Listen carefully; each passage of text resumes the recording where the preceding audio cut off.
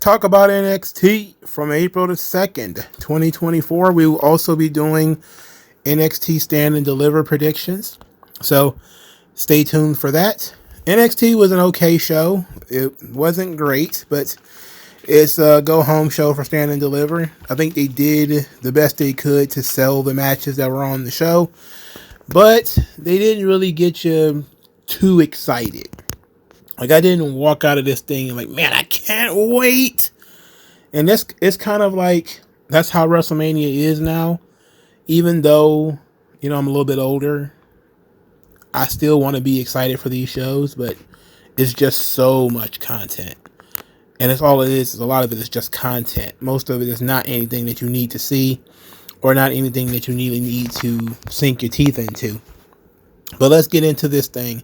Axiom and Nathan Frazer defeat the Good Brothers and the LWO. So they are the tag team who will be facing the tag team champions. I guess everybody assumed it was going to be the Good Brothers, and it ended up being Axiom and Nathan Frazer, which is a good pivot. I hate the Good Brothers. I don't care about the Good Brothers. This match had a lot of jumps in it. There was a lot of people jumping. Nathan Frazer almost broke his ankle. Joaquin Wilder almost broke his neck. I mean, there's just guys jumping all over the place. This was jumping the match. It's fine, I guess. I can't complain. Lexis King says that not everyone is made out for this brutal business, and that includes Mr. Stone. Says that Von Wagner plans to take him out, but says that Von Wagner can't even take care of himself. He says he can't do anything without Mr. Stone. They had a match later on, which Lexis King actually won. I was surprised that he won that match. What's going on with our caveman friend, Von Wagner? He's a loser now. A big old loser. Yes, he sucks, but he was finally starting to get over. And for his troubles, he got kicked in the ass and sent home for, I don't know, days and days and days. And now he's losing to Lexis King. Fallon Henley was defeated by JC Jane. JC Jane, of course, cheated because they were fighting outside. Well, she technically didn't cheat. There was a lot of rumbling going on outside the ring with all the other girls, because JC Jane now has an entourage. And Fallon Henley also has an entourage, which include Thea Hale in a cowboy hat, which was entertaining to say the least. But they were fighting outside the ring.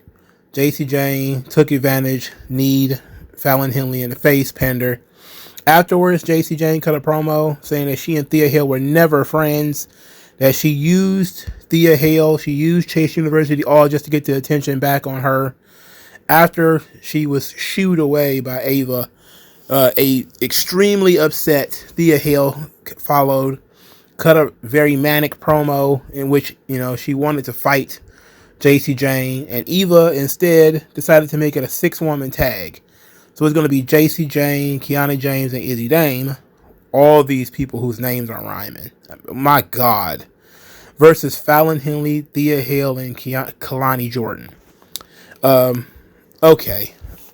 This is a filler match. It's clearly a filler match, This is not the kind of match that would have made the card on your NXT takeovers. This would have been probably on the pre-show, if that. But then again, this is a better time. Much better time. I have more fun with the shows now. Josh Briggs, Dijak, and Obafemi, they all had vignettes. They had basically all saying they were going to be win the North American title. The Josh Briggs vignette was pretty cool. He's calling himself the Man of Mayhem. I don't know what's up with that. But, of course, this was inspired by his conversation with JBL. Dijak still talking about hard justice. And Obafemi is just being a beast. Obafemi had to waste his time wrestling Joe Gacy on this show. He almost put Joe Gacy on the meat wagon, which was tremendous. He picked him up and threw him across the ring, and Gacy landed in an awkward way, and the referee threw up the X to end the match. It was all a work, though, because it was based off of Shawn Spears, who attacked Joe Gacy before the match, hit him with a chair. Gacy then continued to work the match, despite the fact that he had got hit with a chair, and then he lost the match by ref stoppage. Gacy then went and found Eva crawling on his belly to find Eva, and demanded to have a match with Shawn Spears, and she accepted it. But it's for the kickoff show, so I don't have to watch it. Great. I will say this. Joe Gacy is very athletic. For a fat man, he's very athletic. The amount of lion salts and handsprings he can do, I'm actually quite impressed. I'm just wondering what's his ceiling. Like, do you see Joe Gacy being a guy that matters on Raw or SmackDown or NXT? Well, he doesn't even really matter in NXT if we're being honest. But like, do you see him being a guy that matters on Raw or SmackDown? You kind of have to ask what his ceiling is. Same thing with Dijak. You know, these guys are in their mid to late 30s. What's their ceiling really? But what do I know? I'm just a guy.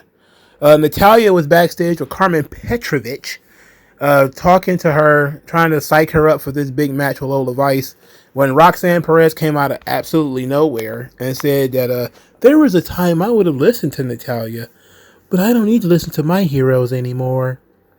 I'm like, okay. She was sounding fine at first, but now Roxanne Perez sounds terrible again. I don't think she's speaking from the heart anymore. I think she's trying to memorize what they're telling her. But we'll talk about that really bad promo segment later.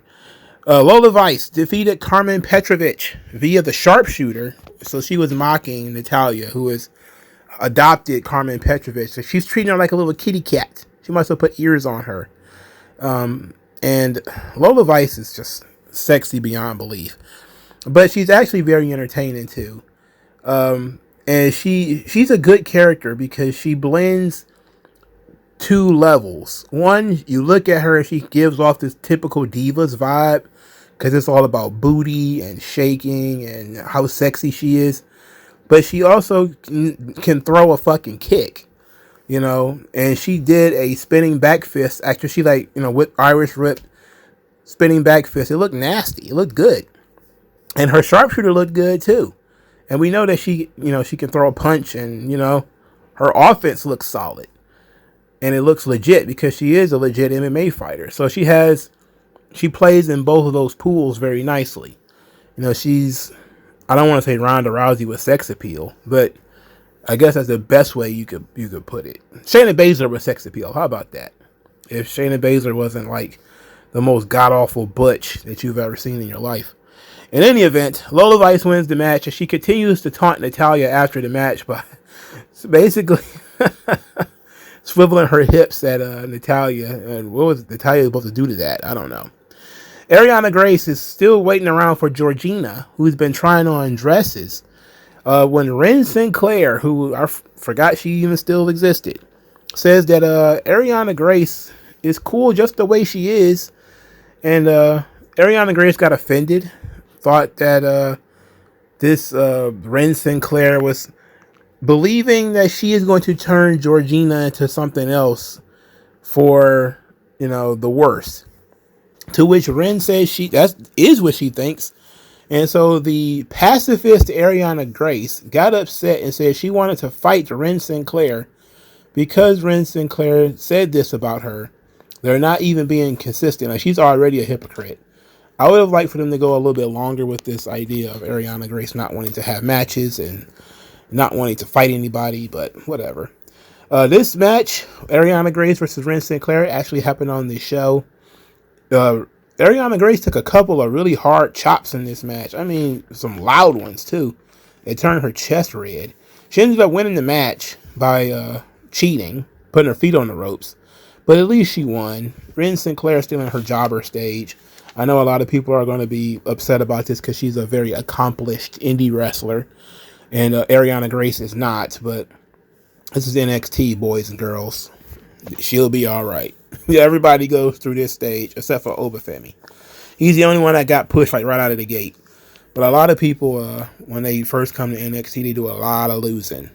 A whole lot. So Ilya Dragunov, he went to Parts Unknown to meet Tony D'Angelo. And they showed like vignettes throughout the night. So it was entertaining. So, he comes out of the show. Well, he's coming out of the NXT arena. There's a boot on his car. Tony D'Angelo's boys threaten him and you need to ride with us. So So he gets in the car and they take him to some kind of warehouse. This is supposed to be for a dinner, by the way, by the by. I guess everybody forgot about that. He goes into this warehouse. There's a guy in there with a saw. There's a guy in there with a nail gun. There's all kind of mooks all over the place. It's just mooks everywhere.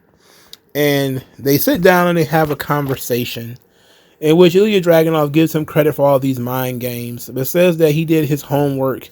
And in Tony D'Angelo's world, this is a very scary place. But it's not scary at all for Ilya Dragunov. And Tony D'Angelo says this place could be the end of your title run. You know, I could do whatever I want to, and I could have you taken out the second you got here. But I want to do it while the world watches. And they're playing this line with Tony D'Angelo where he is a heel now. You know, he's intimidating Ilya Dragunov, but he's not going full heel. Because, you know, he didn't try to use this handsaw on, Ilya Dragunov and cut his fingers off or whatever. But everything he's been doing up to this point has been very subtle. He put him in a match with Stax so that Stax could target something, and he ended up targeting Dragunov's hand, which gave Tony D'Angelo a weakness to work on for Stand and Deliver. You know, he's been calling the shots and trying to intimidate Ilya Dragunov by, you know, choosing where they meet, and he even had him kidnapped, put in the trunk. So, you know, all this is heel behavior. You know, there's no babyface mob bosses, you know. And the more they lean into the mob boss element of Tony D'Angelo, the more heelish he is. And I haven't made up my mind about whether I want Tony D'Angelo to win or not yet. More or less, I think I'm kind of ready for Tony D'Angelo, but we'll talk about that during the predictions. All right, so this was a really terrible Metaphor Supernova Sessions promo. Oh my God, Roxanne Perez, Lyra Valkyria. Oh, brother. Two people who probably shouldn't be talking. Doing a whole lot of talking. So, Lyra Valkyria, let's talk about this. She was sick of Roxanne Perez whining. She was sick of Roxanne Perez repeating herself. She ran down the idea that Roxanne Perez both lost a ladder match, which was a match for her to win her championship. She also lost the previous match between the two of them, because, you know, each time it wasn't a fair one-on-one match. The ladder match was multiple people. And the last time she had a shot against Lyra Valkyria, Lola Vice cashed in her championship title match or whatever, and then took the pin. So those two things weren't fair, but you had a shot to win the title. You didn't win it. Roxanne Perez says that, you know, Lyra Valkyria stopped talking like she knows her, and she's going to knock Lyra Valkyria off her high horse. And a champion isn't made after you win a title, but after you lose it. And she's got all this year of rage built up in her, and she's going to let it all out at Stand and Deliver. Man, let me tell you, neither one of these girls can talk. This should have been better suited if it was in bits and pieces. If they'd have did like a short vignette of these girls talking, it probably would have been better. Roxanne Perez especially is not good at live promos. She's just not confident enough yet. I'm just not feeling the energy off of her yet. Lyra Valkyria is okay. She actually talked to Tatum Paxley, but that was because Lyra Valkyria put Roxanne Perez through a table. A very tiny table after they got into a fight. Afterwards, Tatum Paxley is like, Lyra, that's not you. That's not who you are. And Lyra Valkyria says that she's going to do whatever it takes to continue being the women's champion. She doesn't care how far she has to go. So it seems like Tatum Paxley likes good girl Lyra Valkyria and is not a big fan of Lyra cutting corners and, you know, falling short. I'm not going to say that. I'm not going to go there. But let's say there's an anime that has a similar theme to this, in which, you know, a sort of villainous character expects the heroes to maintain their heroism, even in the face of torture and other incidences, let's say. And it seems like Tatum Paxley expects Lyra Valkyria to still be heroic and the girl that she looks up to, even in the face of Roxanne Perez and, you know, her trying to attack her or her trying to take her championship away. So Maybe Tatum Paxley is going to be, upset about Lyra Valkyria, and the violence or whatever she's going to need to do to win. That could be interesting. To have Lyra Valkyria actually disappoint Tatum Paxley. That could be interesting. All right, Sol Ruka defeated Blair Davenport in a match. Sol Ruka, our Ebony Queen, Sol Ruka, she is tremendous. I mean, I don't want to say, I guess you could just call it a generic high flyer. She's phenomenal. Her arm drags look good. Her athleticism is top notch. I mean, whatever gymnastics she was doing, she's just tailor made for it. My only issue is she has some really big moves that she needs to not let people kick out of. That cartwheel DDT move that she came up with, she needs not let anybody kick out of that. That's a finisher. She needs to have two. She's got two finishers. Her flipping RKO joint, what they call the Soul Snatcher, and this cartwheel DDT. Those two things should be the finish. Now, there's a lot of other things she probably does that people shouldn't kick out of, but those two things in particular should be her big moves. Don't kick out of those. But Blair Davenport kicked out of the cartwheel DDT. Later, Blair Davenport tries to hit the Kamagoye, which is a knee strike to the head, similar to JC James' finisher. It's just incredibly lazy how they're doing things down in Orlando. But Sol Ruka is very fast, and she caught the leg, rolled up, pinned Blair Davenport. Man, I expected Blair Davenport to be more of a player in the roster of the NXT women's division. When they brought her in, it seemed like they were going to push her immediately to the top. They seemed like they were going to build her to be wrestling like Meiko Satomura and all these people. And I think she ended up having those matches, but she ended up losing. Now she's smack dab in the middle of the card. Much like Gigi Dolan, where it seems like this girl has all this experience, but then she's having trouble making it work in NXT. Like these girls have been around forever, Blair Davenport and Gigi Dolan under, indie names, and they've been around forever, but in NXT they seem kind of mid. Even like all these girls who are, pretty much new to wrestling, the Sol Rukas, Lola Vice, a couple others. I can't think of, like Kalani Jordan is another one. They are catching on so quick, and they can do stuff, and they're still working on personality and promos and things. While people who've been around the block for a while, but because they're, an indie wrestler, they really haven't had to develop a personality. They really haven't had to develop a persona. They really didn't have to develop promo skills. But both of these girls have been around forever. Like Blair Davenport has been in NXT since, 2020 or something like that. She's been in NXT a long time. Gigi Dolan has too. Like they've been in NXT a long time, 3 or 4 years apiece. And they're still like mid. Like there's girls debuting that are better than they are at promos and different stuff like this. I don't know what you do. Maybe you bring them up to the main roster just to populate the card. But they're not Tegan Knox where they're the shits. And why would you have them on your roster at all? But it's kind of like they're not. The belief is that they would be top stars and they will be carrying NXT, but no, they haven't shown it yet. All right, so the main event segment was the Trick Mello face-off. Ava told Trick Williams and Carmelo Hayes that she told the referees to be lenient because she wants there to be a winner on Saturday. So I expect them to go outside the ring and be outside the ring forever. They're probably going to use some weapons, and the referees are not going to, go for the disqualification, that kind of thing.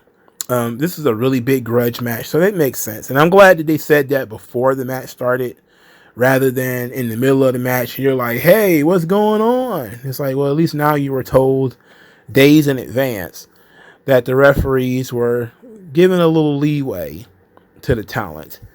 So their conversation is pretty straightforward. It's the same conversation they've been having this whole time. Trick Williams thought that, Carmelo Hayes was his friend.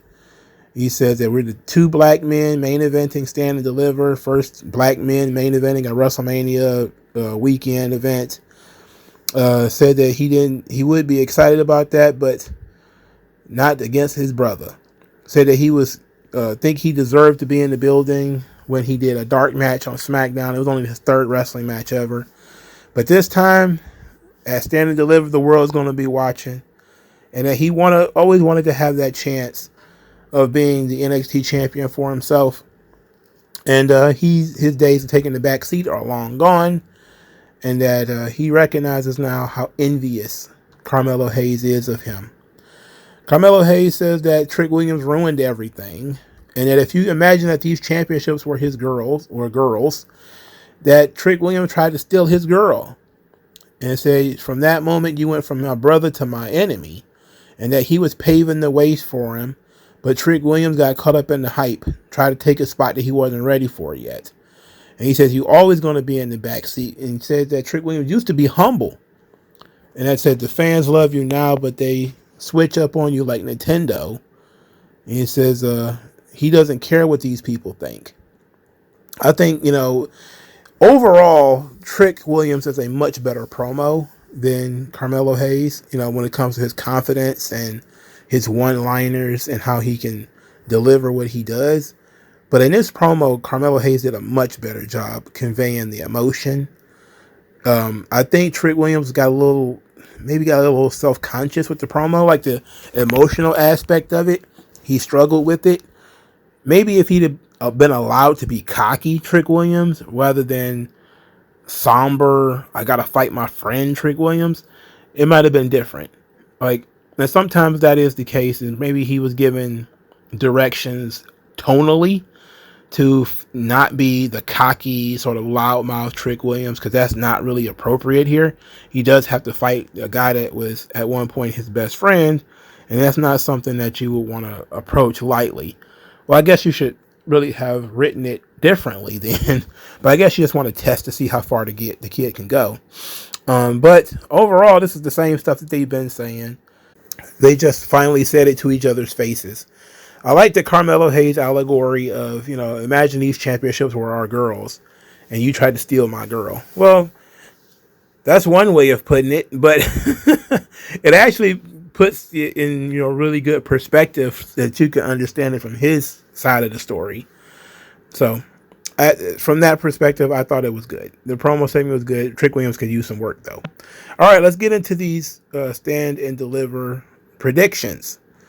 Now, it has already been announced that Trick Williams and Carmelo Hayes is the main event. So there's 7 matches on this card. Let's start with the singles match. Shawn Spears versus Joe Gacy, which is going to be on the pre-show, which means I probably won't see it. I don't care about this. And it's not the fault of Joe Gacy. It's the fault of Shawn Spears, who I wish would be impaled upon a spear. Who cares about this? Got Baron Corbin and Brian Breaker versus Axiom and Nathan Frazer for the NXT Tag Team Championship. All right. So I'm okay with Brian Breaker losing the titles. If this means that he's going to go off of NXT and finally begin his push on the main roster. Otherwise, why the hell was he even brought up on the main roster? I don't know what Baron Corbin does without Brian Breaker being there. Axiom and Nathan Frazer are 2 guys where they've been floating around the periphery of NXT for a long time, where they just been there. Axiom is another guy who's been around for like 4 or 5 years. I mean, when you've been there since NXT UK, and that brand's been shut down for like 2 years now, right? And he was there for 2 years before that, if I remember correctly. So he's been in the NXT system a long time, and he's still in this goofy mask. I wish he would get rid of it. In any event, these guys have been around for a while. And it's about time for them to do something, So I'm okay with Axiom and Nathan Frazer actually winning, because at this point, Nathan Frazer and Axiom have to have something to do. I wish they was more of a tag team, though. Like, I get it that their gimmick is that they're high flyers, but they don't look like a tag team. One is an idiot wearing a mask. The other is a long-haired, hippie-looking dude from Wales.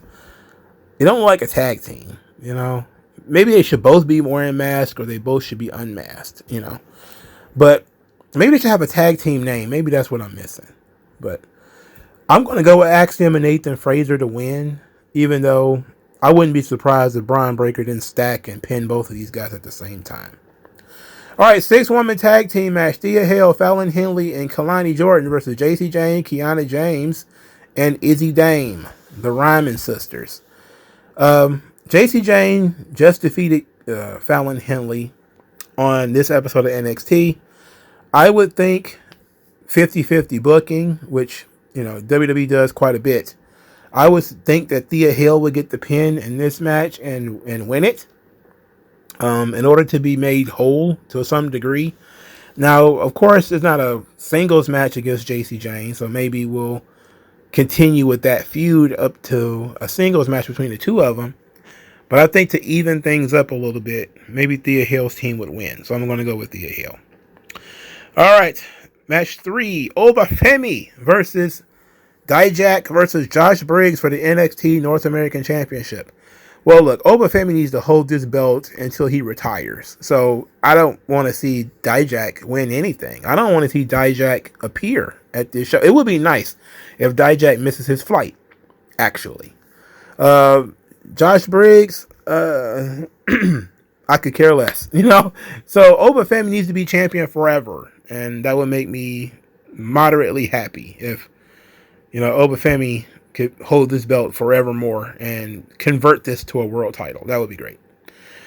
Speaking of world championship, singles match for the NXT women's title, Lyra Valkyria versus Roxanne Perez. All right. This one's a bit of a toss-up. NXT seems to be bought in on Roxanne Perez's heel turn. I'm not sure I'm bought in on it, but NXT seems to be bought in on Roxanne Perez's heel turn. The issue with a lot of people this WrestleMania weekend is they're pretty much dead if they lose. Roxanne Perez is one such character. Drew McIntyre is another one. Cody Rhodes is another one. You can't keep putting people in these positions, holding them in these positions for months and months and months and months, and then they lose. I mean, you just can't do that. So I'm thinking all three of them will probably have to win. Lyra Valkyria has been champion for a long time. I don't see anybody else on the roster that's over enough to take the belt from her as a heel, which is why I was so disappointed about the Blair Davenport stuff. So having Roxanne turn heel and win the belt, well, it makes the chase a little bit better because, you know, Thea Hale is a very over baby face that people wouldn't mind her chasing the title. People wouldn't mind Sol Ruka chasing the title. People wouldn't mind like a Kalani Jordan chasing the title or a Fallon Henley. There's quite a few baby faces that you could use. And in terms of heels, Lola Vice is the only other heel with any modicum of heat, and she's already lost to Lyra Valkyria. So I'm going to go ahead and say Roxanne Perez is going to win the title. And maybe her first feud is going to be Tatum Paxley. Maybe they'll run it back and have this thing split 1-on-1. But I think if Roxanne Perez loses this match, she's gone off to the main roster. I don't know what else you could do with her at that point. All right. Carmelo Hayes versus Trick Williams, a singles match. I think Trick Williams has to win this match. Carmelo Hayes doesn't need to win. And plus, I think he's already been called up too. Trick Williams he's probably ready to be called up. I know his promos need some work, but as over as he is, I don't see what he's waiting around for. But Carmelo Hayes really doesn't gain anything from beating Trick Williams. Trick Williams probably should be wrestling for the title. The fact that he's not and instead is in this match means that he can win this match. So Trick Williams, I expect to win this match. Now the not main event, probably the co-main event. Ilya Dragunov versus Tony D'Angelo for the NXT Championship. Big fan of Tony D'Angelo. I really am. Big fan of this guy. I fully expect Ilya Dragunov to win, however. I think that if Sean is a competent booker and creative, that the idea would be for Trick Williams to defeat Carmelo Hayes and probably beat him in a series of matches. So maybe they have 3 or 5 and Trick Williams wins most of those. And then Trick will go on to wrestle Ilya and beat Ilya for the belt. That's what I would imagine that they would do. That's what a competent booker would do, is that you would end this feud between Carmelo and Trick, and then you would just put Trick in the position where he was supposed to be, which is the top babyface of NXT. I would think that would be the best option. So I don't think Tony D'Angelo is going to win. I wouldn't be mad if he did win. I would actually be kind of excited if he won. But I'm not expecting it. The fact that this is not the main event tells me that they're probably not going to switch the belt. Or maybe they will switch the belt. That's why it's not the main event. And they want to send people home happy. And they put Trick Williams in the main event. And Trick Williams is going to go over. But I don't think people would have been upset about Tony D'Angelo winning. You know? So, but I'm going to go with Ilya Dragunov anyway. So, those are my picks. I don't care about Shawn Spears and Joe Gacy. They both can get fired off into the sun. I expect Ilya Dragunov to defeat Tony D'Angelo. I expect Axiom and Nathan Fraser to defeat Braun Breaker and Baron Corbin to win the the NXT Tag Team Championships. Not why is the women's on my mind. I expect Thea Hale, Fallon Henley, and Kalani Jordan to defeat JC Jane, Kiana James, and Izzy Dame. Roxanne Perez to defeat Lyra Valkyria and win the women's championship. Oba Femi to drown Dijak and Josh Briggs. Non-lethally drown them, by the way. I don't want them to die. And I expect Trick Williams to defeat Carmelo Hayes. This ought to be a really fun show. It might not be a great show, but it ought to be at least a fun show. And hopefully there's some surprises. WWE has not been doing a good job of delivering surprises like you would like. But there was some teases. Lance Anoa'i teased an appearance on NXT. I don't know if that's actually going to occur or not. but there's also some talk about the Motor City Machine Guns perhaps going to NXT, especially for the CW. And then maybe that's what they're bringing in Shawn Spears and the Good Brothers and all these guys for. Is that so that when they go to the CW, they have some established name brand talent that can help boost the roster.